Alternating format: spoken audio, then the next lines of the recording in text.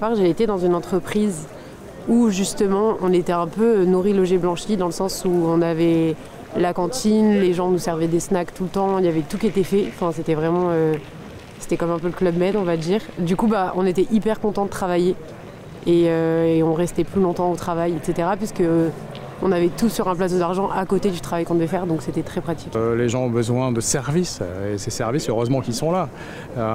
Et heureusement qu'on a des gens peu qualifiés, c'est pas forcément peu qualifiés, on a besoin de gens qui ont des qualifications aussi, mais qui ont d'autres types de qualifications, qui sont des qualifications qui ne sont pas forcément bien reconnues.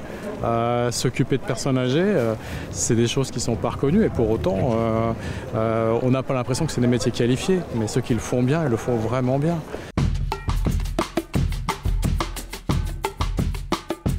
La chose intéressante avec ces deux interventions qu'on entend dans ce micro-trottoir, c'est que la jeune fille fait écho à un besoin qui émane de l'entreprise elle-même. C'est-à-dire que des travailleurs très qualifiés ont besoin de services et donc de cohabiter avec des travailleurs qui ont moins de qualifications, qui sont moins bien payés, mais qui sont indispensables au fonctionnement harmonieux de leur entreprise. Donc ça, c'est un mécanisme qui est essentiel dans la littérature qu'on va évoquer. Et le monsieur fait écho à un besoin qui est plus propre au ménage, à l'individu qui a besoin de services pour se substituer à lui-même, entre guillemets, dans un cadre domestique. Et ça va être intéressant d'essayer de comprendre les différents mécanismes qui sont en jeu.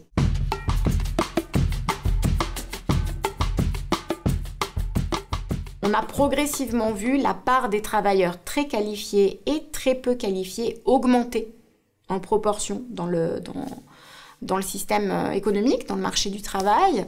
Mécaniquement, on a aussi vu progressivement les travailleurs moyennement qualifiés avoir une part d'emploi qui diminue progressivement au cours du temps. On a ce qu'on pourrait appeler un déclin de ces classes moyennes au profit de très qualifiés et de très peu qualifiés sur le marché du travail. Ce qu'on constate, c'est qu'il y a une montée des inégalités et que cette montée des inégalités qu'on constate aux États-Unis, puisque notre papier travaille sur les États-Unis, mais qu'on peut aussi étudier en Europe, c'est qu'on a une montée des inégalités au sein d'une ville, donc la cohabitation au sein des grandes villes de travailleurs très bien payés et très peu payés.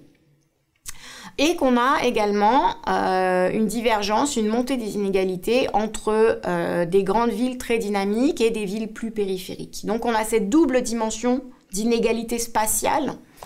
Et donc ce qui nous intéresse dans ce papier, c'est de fournir des mécanismes, des explications à ce phénomène. Donc pourquoi les grandes villes génèrent plus d'inégalités entre les travailleurs que les villes périphériques.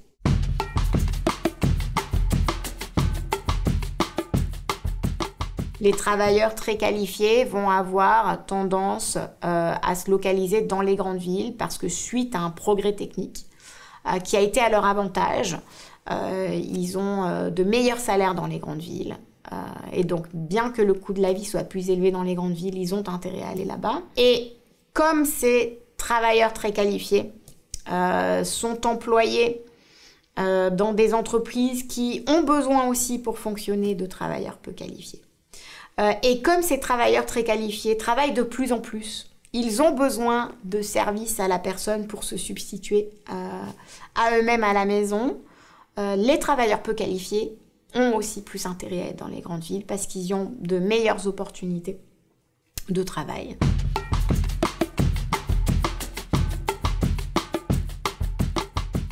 Si on parle d'ubérisation de l'économie qui est très à la mode, en gros, les smartphones qui ont progressivement incité au développement de toutes ces applications qui nous assistent dans notre vie, fait partie en tout cas des facteurs qui ont accéléré considérablement la polarisation de l'emploi, je pense. Parce que les travailleurs très qualifiés ont pu assouvir un besoin en service de plus en plus important. Et donc ça a probablement accéléré en fait cette connexion qu'il y a entre travailleurs, demande de travail, qui émane des travailleurs qualifiés vers des emplois peu qualifiés.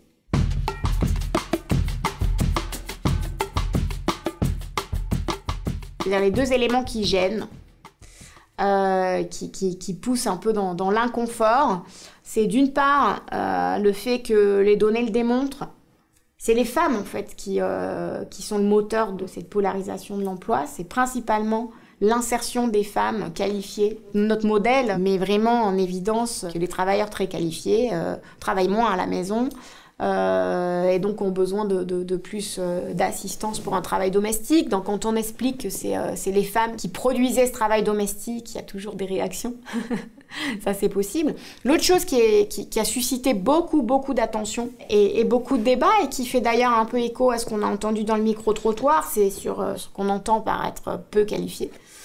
Et qui fait d'ailleurs écho à nos propres réflexions. On n'a pas du tout envie de penser que les personnes qui s'occupent de nos enfants ou de nos parents, quand on peut pas le faire soi-même, soient des personnes dites non qualifiées. C'est pas du tout ce qu'on entend, ce qu'on souhaite, ce qui est désirable pour une société.